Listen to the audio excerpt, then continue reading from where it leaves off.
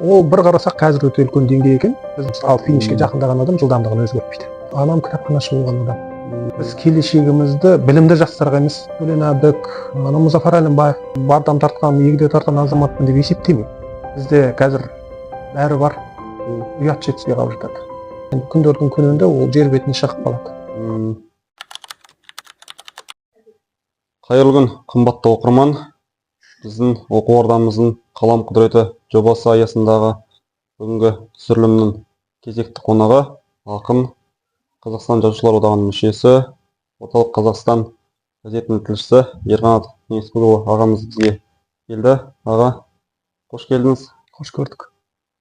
Сізді көбіне Керімсал ақын деп атап жатады халық арасында еркелетіп. Осы бүгінгі сұхбаттың біздің осы Бөкетовтың 100 жылдығына және Абай Құнанбайұлының 180 жылдығына және Мұхтар Мағауиннің 85 жылдығына бағышталып отыр. Алғашқы сауалымыз мынандай.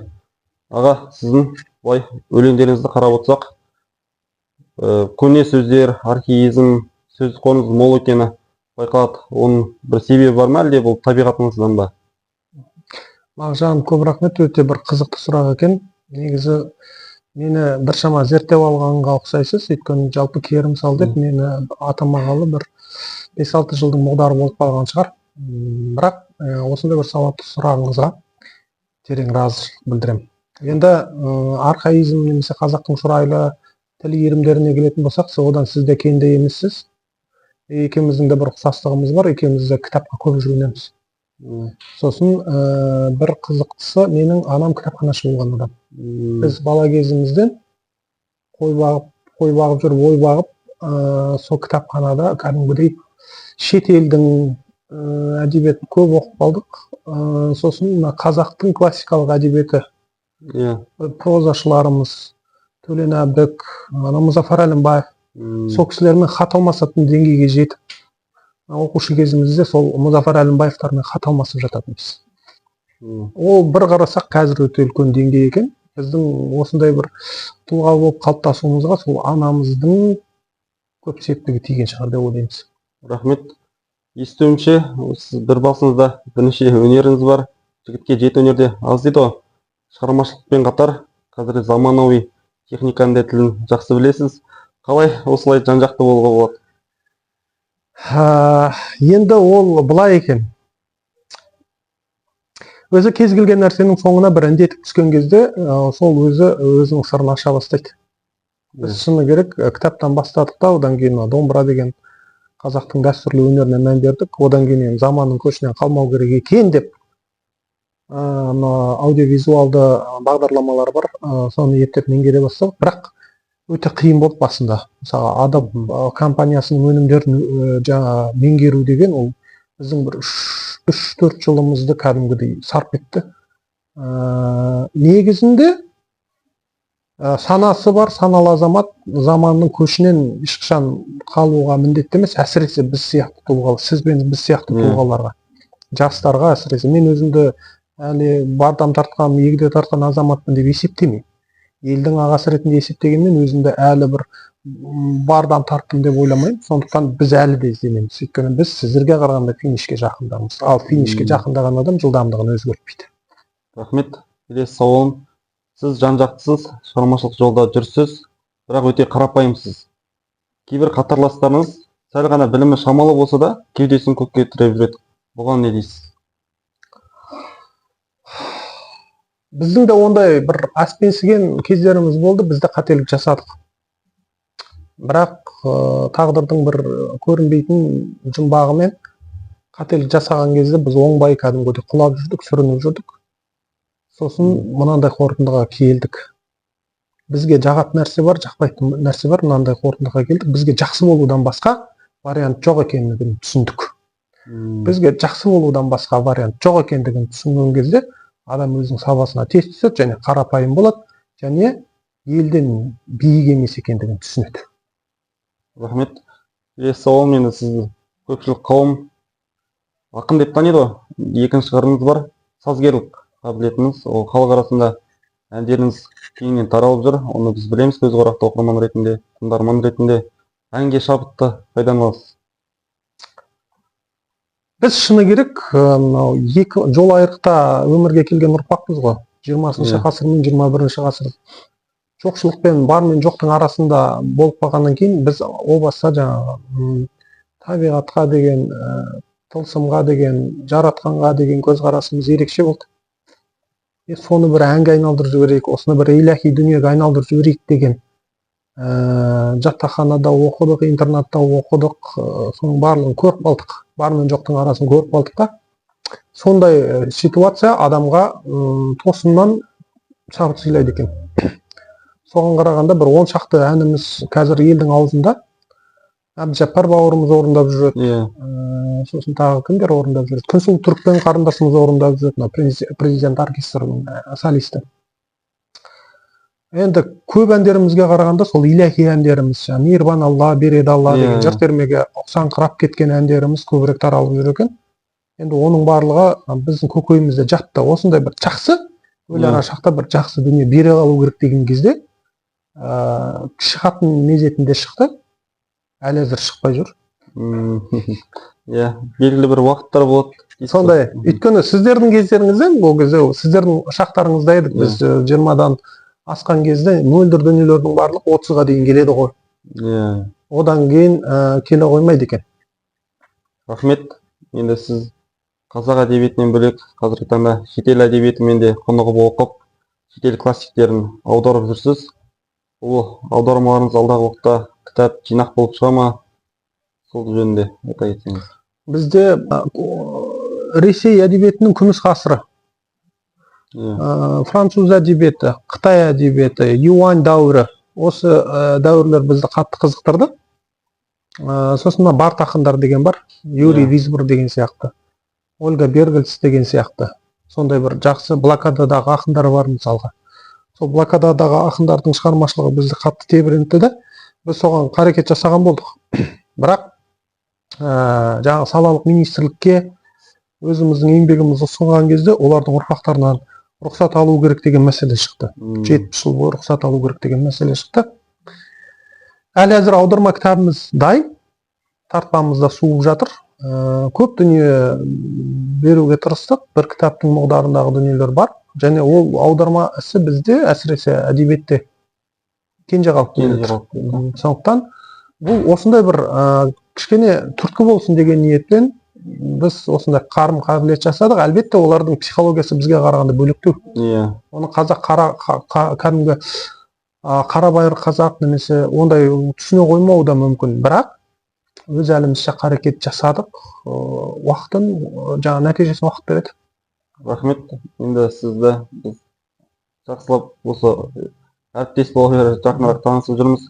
Көбіне жаяу жүргенді ұнатасыз. Оның шығармашылыққа тигізер әсері бар ма? Бізде көлік бар, бірақ альхамдулилля енді ел қатарлы жағдайымыз бар, мұқтаждығымыз әлі әзір жоқ. Бірақ адам бел ортаға келген кезде өзінің денсаулығында ойлап қойған дұрыс деп ойлаймыз да. Жүру деген нәрсе жүргенге жүрген ілінеді деп жаңа Нұртілеу әріптесімізді тегін айтпаса керекті. Адамның денсаулығының 90%-ын жүру деген нәрсе өзі жеңілдетеді. Еркектің қарны шығып, немесе бір жері шығып, немесе ан жері шығып деген сияқты сондай дүниелер мен өзім жақтыра қоймаймын. Сондықтан әлбетте Құдай берген екі аяғың бар кезде албаты темірге аяқ артып жүру деген бір түрлі көрінеді.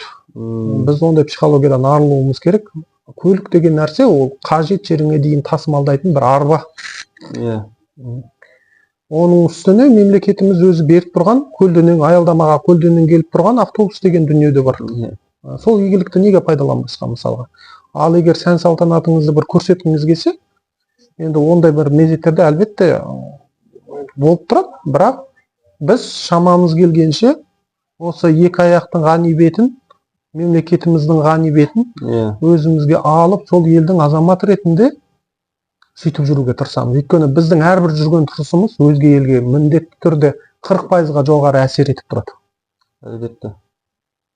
Келесі сауалым, енді сіз ақындық, сазгерлік қабілетіңізді біз білеміз. Оқырмандар сізді айтыскер ақын ретінде көбінесе біле бермейді. Енді сіз бір кездері айтыста да жарқырап жүрдіңіз. Сол айтыстағы бір ең есте қаларлық сәттер болды ма айтыста? Біз 2004 жылдары осы Айтбай Жұмағұлов ағамыз Шымкент қаласына барып айтысып кел деген бір аманаты бар. Наурыз айтысы. Наурыз айтысында біз Анар Жаппарқұлова деген қазақтың ақтаңгер ақыны бар. Анар Жаппарқұлованың айтыстық. Сосын финалда Нормат Мансұров деген аға досымыз бар. Сол Нормат Мансұровпен айтысып, 3-ші орын алдық. Сосын қазақтың іргелі ақындары бар, Аманжол Әлтай, Ринат Зайыт, Балғынбек Имашевпен бірге жұмыс істедік 7-ші арнада. Мекке Мединеге бірге бардық, кіші қажылыққа. Мақсат Аханов, Дидар Хамиев деген аға достарымызбен, енді Дидар бауырымыз ғой біздің, Мақсат аға досымыз. Әлі күнге шейін араласып, құраласып тұрамыз. Өзі 30-дан асқаннан кейін адам кішкене нету керек, жолын таңдап алу керек екен. Біздің енді жаңағы мұратымыз қалам болғаннан кейін әлі күнге шейін жаңағы жиындарда арнау немесе біреулермен айтысып қалып жатамыз, шарпысып қалып жатамыз. Бірақ жаңағы үлкен іргелі айтыстарға санаулы түрде кішкене бас тартыңқырап жүрдік. Өйткені біз енді ақтаңгер ақындарымыз әлхамдулилля бар. Біз мына жағынан үлес қосайық деген саналы сондай таңдауымызды жасадық. Енді есте қалғандарым осы. Рахмет. Сіз өлеңдеріңізді оқимыз, біз қонақ оқырман ретінде, өрелі оқырман ретінде. Сіздің ойыңызша өміршең өлеңдердің бойында қандай критерий болу керек? Бағдат Мүбәрак деген ақын бар. Қара таппаймын Қарағандыда, қайраттай мөлдір жазатын деп айтып кетті ғой. Жазып кетті. Өзі де қазір жазып жүр. Мынандай бір нәрсе бар. Талант деген дүние бар, және ізденіс, еңбек деген дүние бар.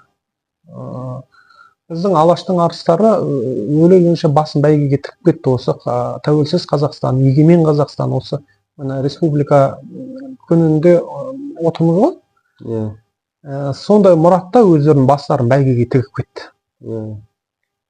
Біз басымызды бәйгеге тікпесек те, сол жолды әрі қарай жалғастырып, сол мұратты әрі қарай ілестіріп, мойнымыздағы жүгімізді, Әлихан Бөкейханов айтады ғой, мойнымыздағы жүгімізді жетер жегіне дейін жеткізіп кету керек деп. Бізде мойнымызда жүгіміз бар деп есептейміз. Сол жүгімізді қалқа берімше жететін жерге дейін жеткізіп салу керек. Әлбетте Құдай тағала мойныңа осындай бір дүниелер берген екен. Өлеңнің шалқарынан, сөздің шалқарынан мейірін қандырсын деп айтқан екен. Сондай бір елден көркемірек қабілет берген екен. Сол қабілетті біз 101%-ға дейін қолданып, өзіміздің позициямыздан 1 миллиметрге дейін шегінбейміз деген өзімізге өзіміз берген сертіміз бар. Сол серттің үдесінде жүреміз. Рахмет. Сіздің ойыңызша қазіргі қазақ поэзиясы қай бағытта дамып жатыр? Сіздің ойыңызша қай кемшін? Қазақ поэзиясы қазір әр тарапты дамып жатыр. Әр тарапты таланттарымыз бар, жоқ емес. Біз қуанамыз. Әр тарап, ақ өлең болсын, қара өлең болсын, төрт тағаны болсын, мистикалық бағыттары болсын, фантастикалық бағыттары болсын, поэмада қазір жазылып жатыр, баллада да жазылып жатыр, әр тарапты. Бірақ ол қазір уақытын бере алмаймыз, өйткені қазір әркім қарекет үстінде. Ертең біздің кітапқа айналып кеткен кезде ғана ол өз бағасын береді. Біз кітапқа айналып кеткен кезде, бұл аралықтан кетіп қалған кезде ғана ол кітапханада қалуы мүмкін, суып қалуы мүмкін, немесе ол бағасын алуы мүмкін. Сондықтан ешкім бәлендей алмайды қазір. Бірақ менің өзімнің түсінігімше қазіргі сөз өнері тоқырауын өзені сияқты жердің астында лекіп ағып келе жатыр да, енді күндердің күнінде ол жер бетіне шығып қалады. Рахмет орамдауыңыз үшін. Келесі сауалым. Біз қазір именно Қара шаңырақтағы кітапханада отырмыз ғой. Әбіш Кекілбаев атамыздың сөзі бар ғой. Адамды адам еткен кітап, адамзат еткен кітапхана. Сіздің де бір сұхбатыңыздан естідім. Кітап қайғы мұңынан арылтатын зат деп өзіңіз айтқан болатыныз. Сол секілді осы өзіңіз кітап оқу күнделікті әдетіңізге алды ма? Сол жөнінде айта кетсеңіз, қандай кітап жастарға оқуға кеңес бересіз? Мен қазір Ғабеңнің Ұлпан романын оқып жатырмын қайтадан. Бізде өзімнің кітапханамда 1000-ға жуық кітап бар ау. Бірақ өзімнің қаз қатары оқитын, бірнеше мәрте қайталап оқитын бір 10 шақты кітап бар. Соның ішінде Ғабеңнің ұлпан романы, Абай Құнанбайұлының өлеңдері, Мұхтар Әуезовтің шығармалары, Әлихан Бөкейхановтың шығармалары, Мұхтар Мағауиннің шығармалары, Евней Бөкетовтің мемуарлық дүниелері. Осы Жайық Бектұровтың шығармалары бар. Біз осы бір қайталанбайтын және оқуға тартып тұратын өз авторлар болады. Теңдессіз. Гений дейді, ол таланттан да жоғары, ол данышпан дейді, қазақта хакім дейді, гений деген дүние бар. Сол теңдессіз авторлар бар, сол теңдессіз авторларды біздің жүрегіміз тартылып тұрады магнитше, біз соған қайырылып оқып тұрамыз. Біз қазір, мен ұлпан романының қазір Есенейдің, мынау Түрікпен Мүсіреп деген бар, Есеней, сол жаңағы ұлпанды өзіне жарғып алған тұсына келдік, және Сибан деген жұртты қайтадан өзінің аяғына тұрғызып, ұлпан екінші Есенейге айналып, өзінің аймағындағы елді кәдімгідей қамқорлығымен, біліктілігімен, білігімен кәдімгідей ауыр еңбектен көз ашпаған қарахан халықтың бойына қан жүгіртіп жатқан кезіне келдім. Және осындай дүниелерді ешқашан ұлттық дүниелермен қабаттастырып, ешқашан ұмытпауды жастарға үміттетеміз, үгіттетеміз. Рахмет. Осы орайда бір Абайдың сөзі ойыма келіп тұр. Алдыңғы толқын ағалар, кейінгі толқын інілер, баяғыдай көрінер, кезекпенен өлінер демекші. Біз өткен аптада ғана сіз айтқан ұлпан шығармасын әдебиеттанушы, ғалым, ұстазымыз Кәмшат апаймен талқылаған болатынбыз. Ендігі алдағы уақыт мұғдарында сізді де кезекті кітап талқымыздың қонағы ретінде шақырсақ. Рахмет. Мен қуанышпен мен құп аламын. Студенттермен ой алмасып, пікір алмасып. Енді бүгін осы қаламгерлік жолыңызда алдыңыздағы ағаларыңыз бар, артыңыздағы інілеріңіз бар. Осы қалам ұстаған біздей қаламгер бауырларыңызға қандай бір ақыл кеңес айтар едіңіз? Мен соңымнан үлкен бір жақсы толқынды көріп келе жатам.